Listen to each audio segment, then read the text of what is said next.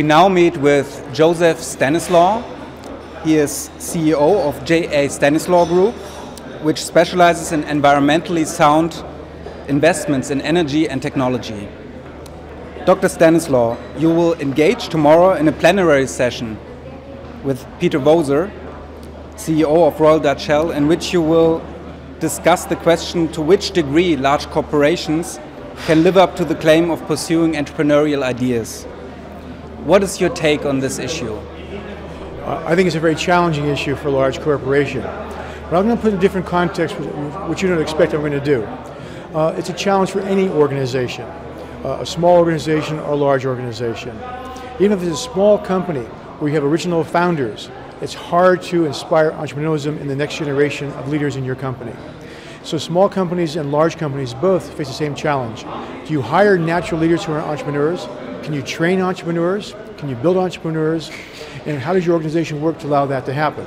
As I say, small organizations and large face the same problem. It's a matter of how you create the culture to allow it to happen. And then deal with the risks and responsibilities and to manage that behavior. And again, entrepreneurialism is about changing an organization, implementing ideas faster. How do you actually do that? So this is really very much about people, right? So I can imagine it's quite difficult and complex to actually enforce or foster this kind of behavior.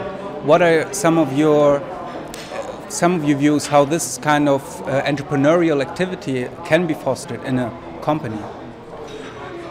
In the world of business, or in the world of academics, or in the world of NGOs, it all comes down to people.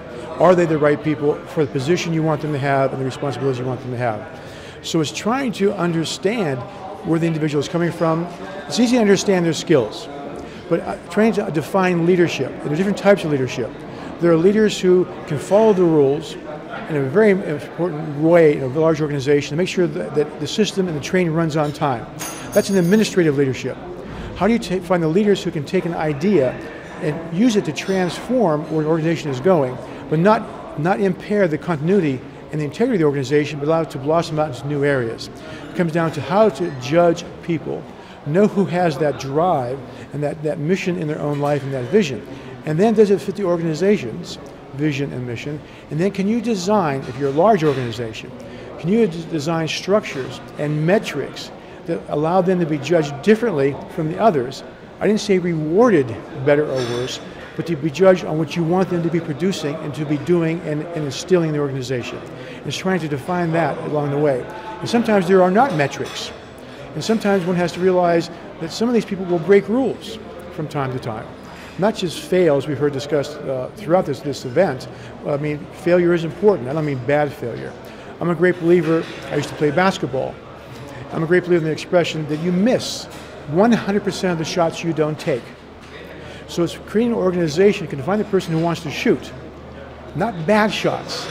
We'll take the good shots, some are risky, but the good shots, and let them take them. If they miss them and they're wrong shots, go through the exercise where they're the wrong shots so they can learn and go forward. How to instill that culture in an organization.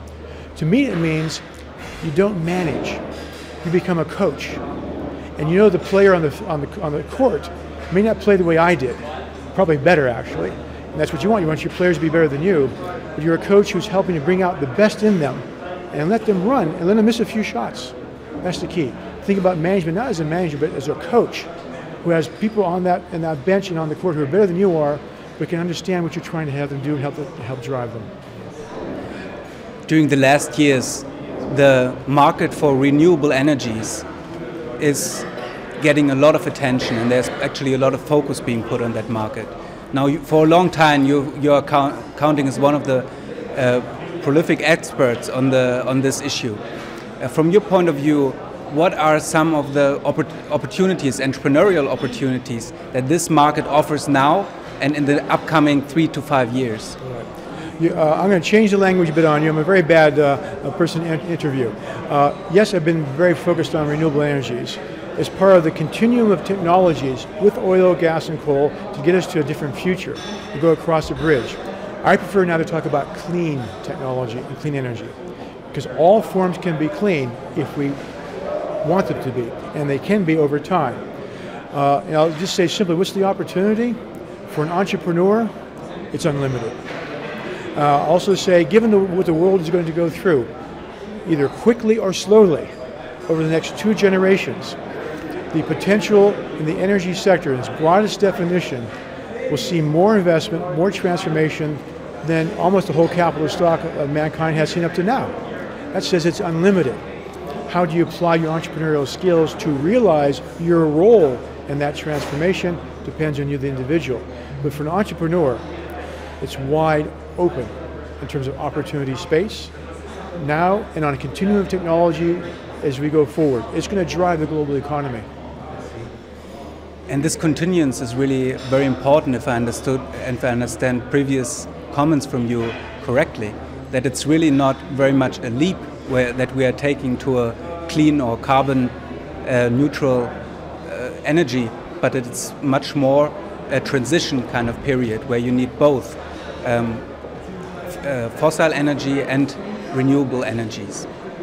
You probably said it better than I will follow up with, but absolutely. I've talked about turning points, break points, transition points. We actually are now in a transformation.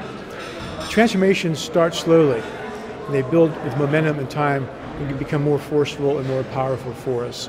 But we have started that transformation to a new world, which will include oil and gas and coal, along with all these other new technologies. It's a continuum along this space and this what I call the clean development economic path as we go forward. And it's just beginning. It's going to get more speed in 5 years and in 10 years, and it'll be the driving force as we go forward. But there may well be some snap your finger, a new technology comes along, we just stick in place and it will solve all the problems. There are enough technology entrepreneurs trying to create that one miracle technology. Let's hope we find one, but we can't count on it. Therefore, I talk about this continuum across the spectrum of energy technologies and energy sources that will drive tomorrow for us.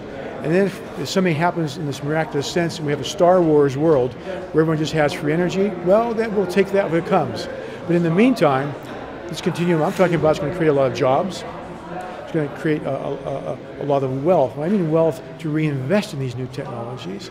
It'll keep communities whole, it'll develop international trade, it'll go to reduce tensions in the world. All of that's all really good anyhow, in addition to the other things it will solve.